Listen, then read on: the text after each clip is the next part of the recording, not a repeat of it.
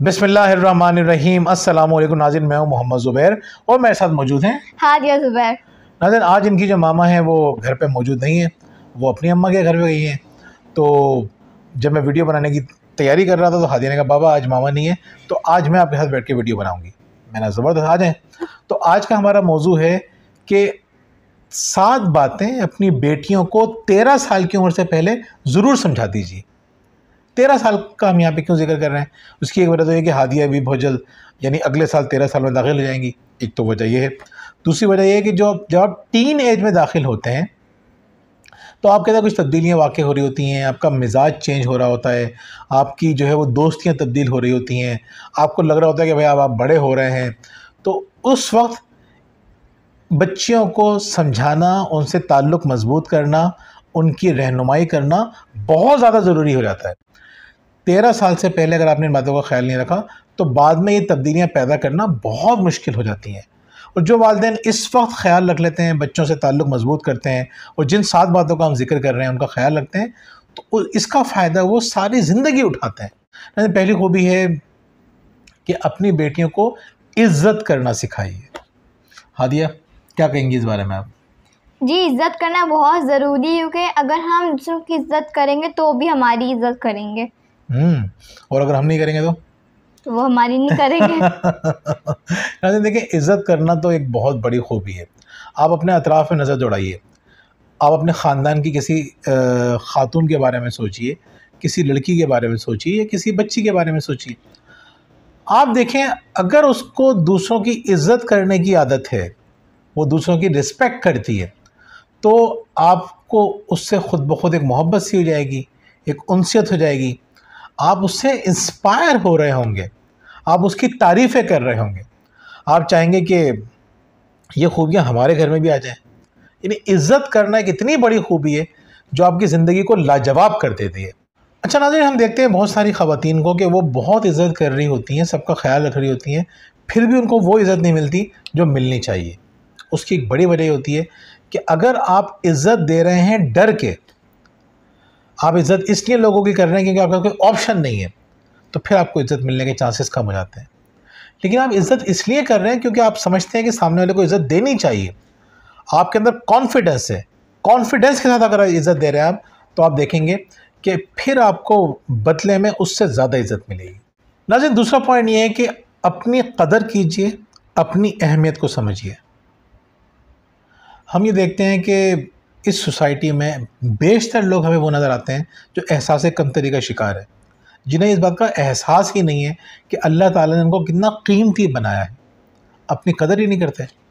अपनी कदर करने से मुराद क्या है? अपनी कदर करने से मुराद ये है, हादी, अपनी कदर करना हम किस तरह से कर सकते हैं? अपनी कदर करने से क्या मुराद है? अपनी हेल्थ का ख्याल रख के, अपनी रूह का ख्याल रख के, अपनी सफाई रख के। बहुत इम्पोर्टेंट बात है। पहली बात ये कि हमें अपनी हाइजीन का ख्याल रखना है, सफाई का ख्याल रखना है। जो लोग साफ़ नहीं रहते, यकीन करें उन्हें कोई भी पसंद नहीं करता। उनकी अपनी ज़िंदगी भी ख़राब हो रही होती है, उनकी ज़िंदगी में बीमारियां भी आ रही होती हैं। सफाई का ख्याल रखना है, साफ़ सुथरा रहना है, फ्रेश नज़र आना है। नंबर 2, अपनी सेहत का ख्याल रखना है। सेहत का ख्याल रखने के लिए कुछ नहीं करना, स्पोर्ट्स एक्टिविटीज़ हों। अगर आप वर्जिश कर सकते हैं अच्छी बात है, वर्जिश नहीं करते सिर्फ खेलते हैं, ये उससे ज़्यादा अच्छी बात है। बच्चों के लिए खेल बहुत ज़्यादा इंपॉर्टेंट है, तो खेल की एक्टिविटीज़ होना चाहिए। लेकिन ये ज़िंदगी का एक लिमिटेड पार्ट है। एक बड़ा पार्ट जो है वो है हमारा दिमाग। हमें किताबें पढ़नी चाहिए, हमें अच्छी आदतें अपने अंदर पैदा करनी चाहिए, हमें अपनी ज़हानत और फोकस को बेहतर करना चाहिए, अपने जहन को डेवलप करना चाहिए।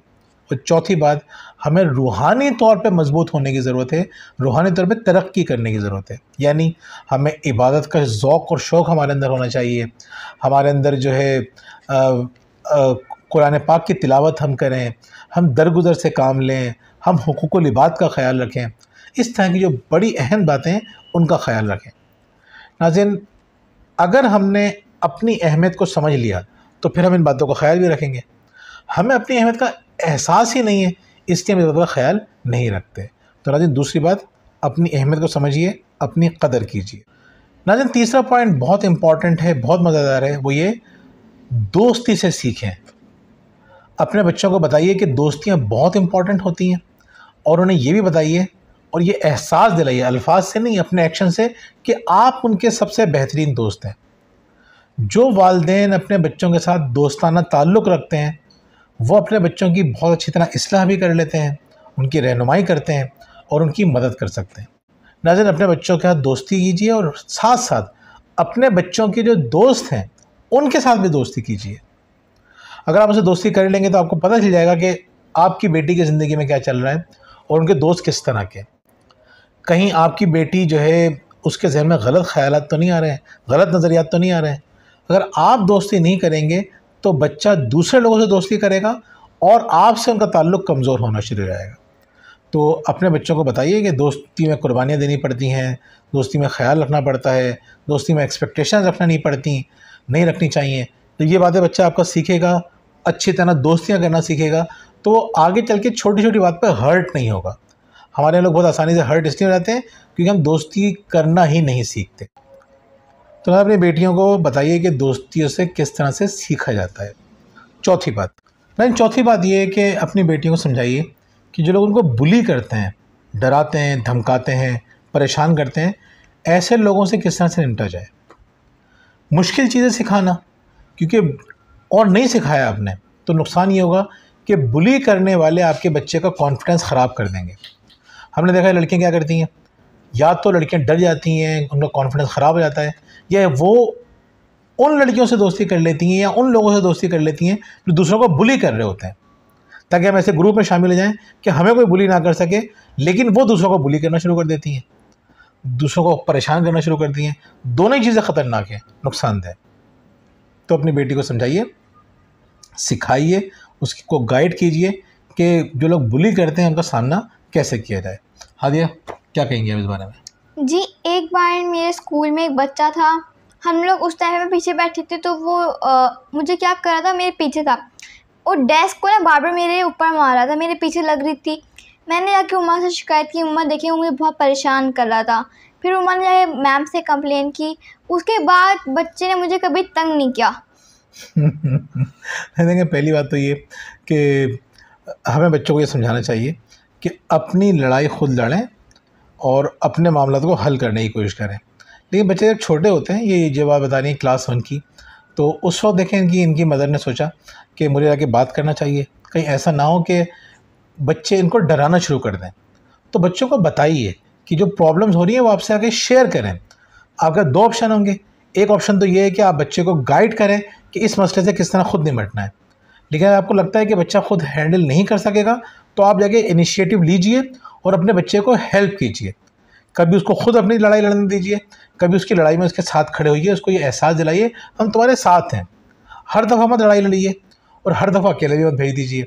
तो जहाँ आपको लगे कि बच्चे को अपनी लड़ाई खुद लड़नी है, अपने मामला खुद हल करने हैं, तो उसको करने का मौका दीजिए। लेकिन जहाँ आपको लगे कि आपके बच्चे से अभी नहीं होगा तो वहाँ पे उसको गाइड कीजिए। और ये ज़रूर बताइए कि जो इन हालात का मुकाबला करना है बहुत सुकून से करना है, परेशान नहीं होना, किसी से डरना नहीं है। तो बच्चे को गाइड कीजिए कि किसी को बुली करना नहीं है और किसी से बुली होना भी नहीं है। 5वीं बात नाज़रीन ये कि लड़कियों को ये बात समझाइए कि अपने लड़की होने पर फ़ख्र करें। अब मैं हादिया से एक सवाल बार बार पूछा करता था, अभी भी पूछता हूँ, आज भी पूछता हूँ। हादिया, लड़की होने के ज़्यादा फ़ायदे हैं या लड़के होने के ज़्यादा फ़ायदे हैं? दोनों के अपने अपने फ़ायदे होते हैं। अच्छा, ज़्यादा फ़ायदे किसके हैं? अभी तक नहीं समझ आया। अच्छा, लड़के होने के ज़्यादा फ़ायदे क्या हैं? कि उनकी अपनी एक पावर होती है, अब और क्यों भूल गई, हाँ, उनकी अपनी एक पावर होती है, वो कहीं भी जा सकते हैं, अब उनको ड्रेसिंग नहीं करनी पड़ती। ये इनके लड़कों के फ़ायदे होते हैं। फ़ायदे हैं। और लड़की होने के क्या फ़ायदे हैं?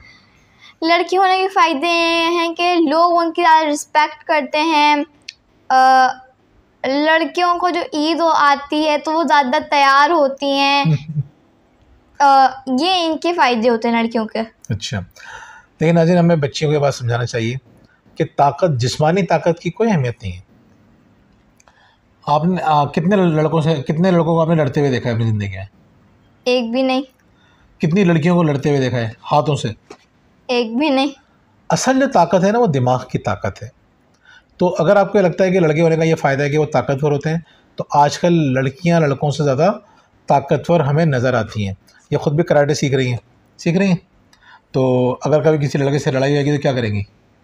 कराटे। तो फिर इसका मतलब आप कमज़ोर नहीं है। लड़कियों को समझाइए कि अल्लाह ताला ने अगर आपको लड़की बनाया है तो इसमें आपका फ़ायदा है, जिनको लड़का बनाया है उसमें उनको अल्लाह ताला को पता है कि किसको लड़की बनाना है किसको लड़का। और चाहे लड़की हों या लड़के हों, आप अपनी सलाहियतों का भरपूर फ़ायदा उठा सकते हैं। आप ज़िंदगी में अपना नाम पैदा कर सकते हैं, आप दुनिया में अजीम काम कर सकते हैं। और ये अजीम काम करने के लिए ख़ास तौर पे आज के दौर में लड़की और लड़के होने से कोई फ़र्क नहीं पड़ता। वैसे तो किसी दौर में भी नहीं पड़ता था। दुनिया के जितने भी अजीम आपको मर्द नज़र आते हैं उनकी तरबियत एक ख़ातून ने की थी। दुनिया में जितनी अजीम शख्सियत नज़र आती हैं, जब आप उनसे बात करेंगे तो कहेंगे ये सब हमारी माँ की मेहनत का नतीजा है।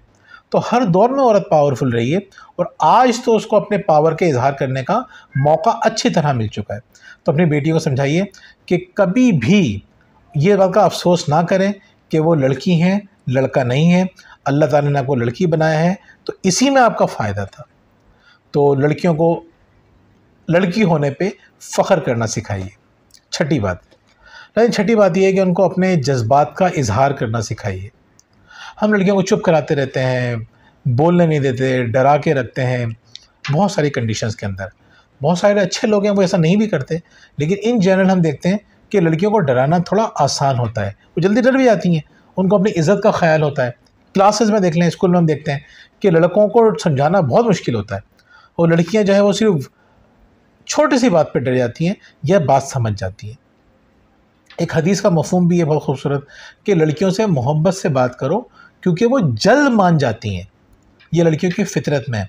तो अगर लड़कियां जल्द मान जाती हैं तो इसका मतलब ये नहीं है कि उनको डराया जाए, बल्कि आप सल्लल्लाहु अलैहि वसल्लम ने फरमाया मोहब्बत से समझाया जाए।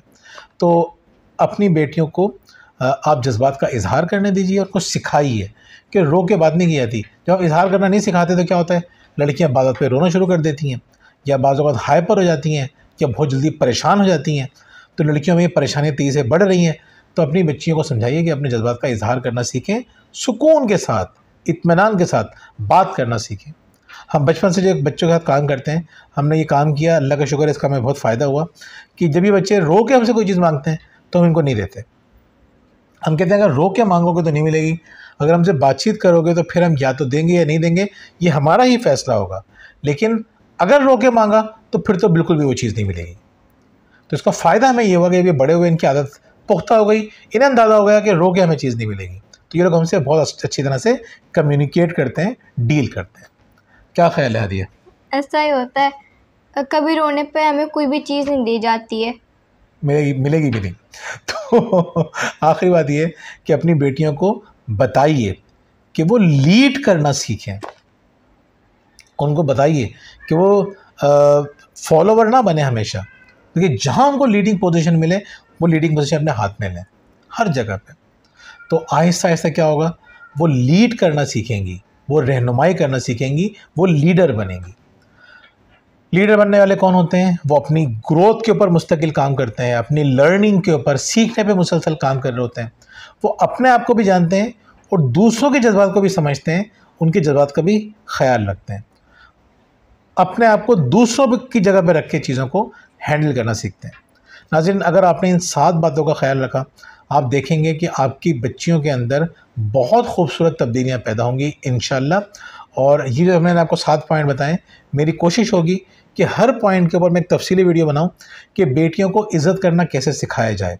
इसके बारे में मज़ीद वीडियो बनाएंगे, जज्बात का इजहार करना कैसे सिखाया जाए, वगैरह वगैरह। आज इस वीडियो के अंदर हम इससे ज़्यादा बड़ा नहीं कर सकते थे।